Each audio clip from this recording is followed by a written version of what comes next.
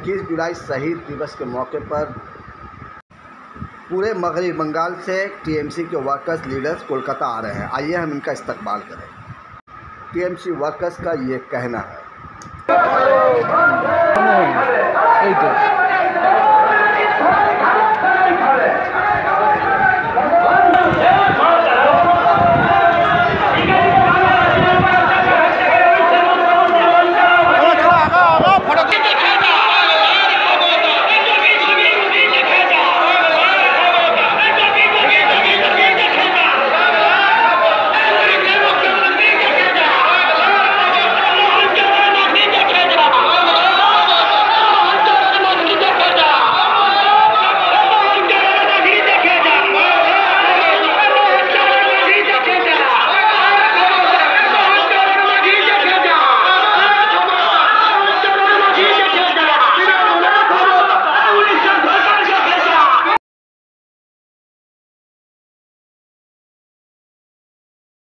একটা ভারী সংখ্যায় মানুষ আপনারা অংশগ্রহণ করেছেন।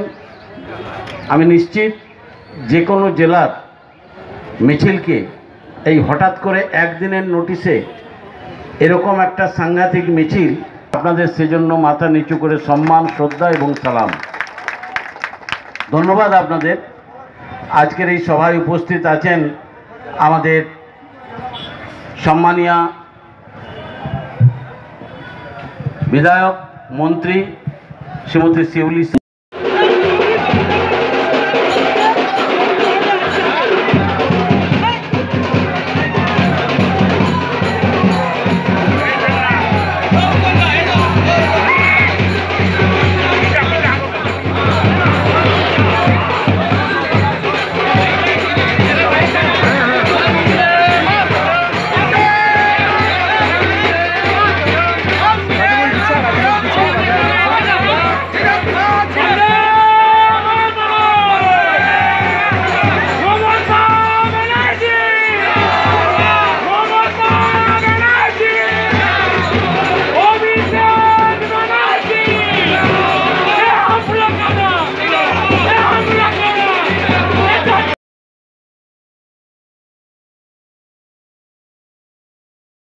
তৃণমূল কংগ্রেসের এই জেলার সভাপতি শ্রী তনয়া দাস সমেত আপনারা যারা সবাই আছেন তাদের সবাইকে ভাই অসংখ্য। চলে যাবেন, অনেকে চলে গেছেন এবং অনেকে চলে যাবেন।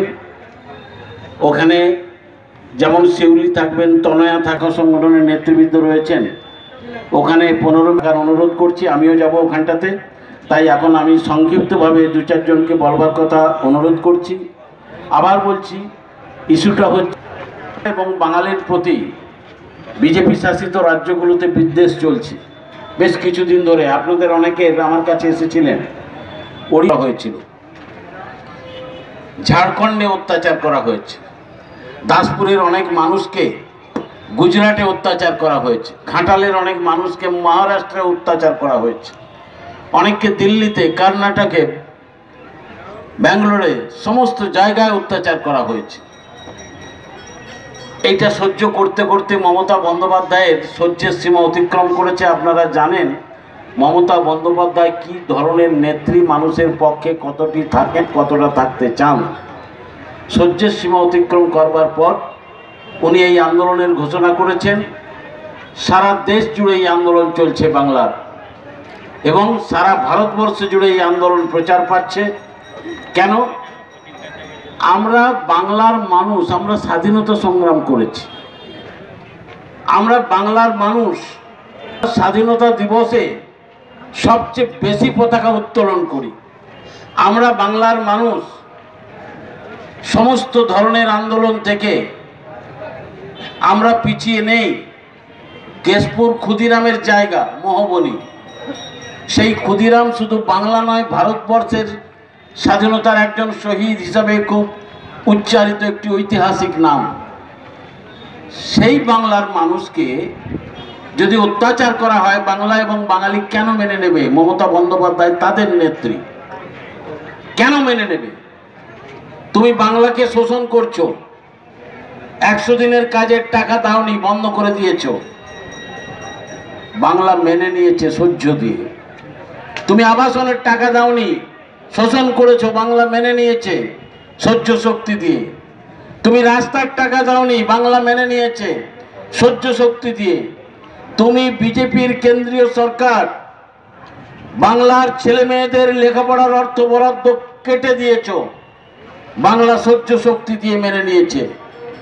তুমি প্রতি পদে বাংলাকে অর্থনৈতিকভাবে বঞ্চনা করেছে কেন্দ্রের বিজেপি সরকার, বাংলা সহ্য শক্তি দিয়ে মেনে নেওয়ার চেষ্টা করেছে, অল্টারনেটিভ পথ বের করার চেষ্টা করেছে।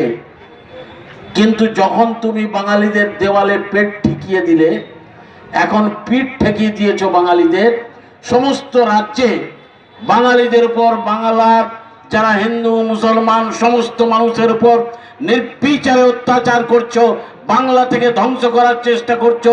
ভাতে মেরেছো, এবারে হাতে মারার চেষ্টা করছো।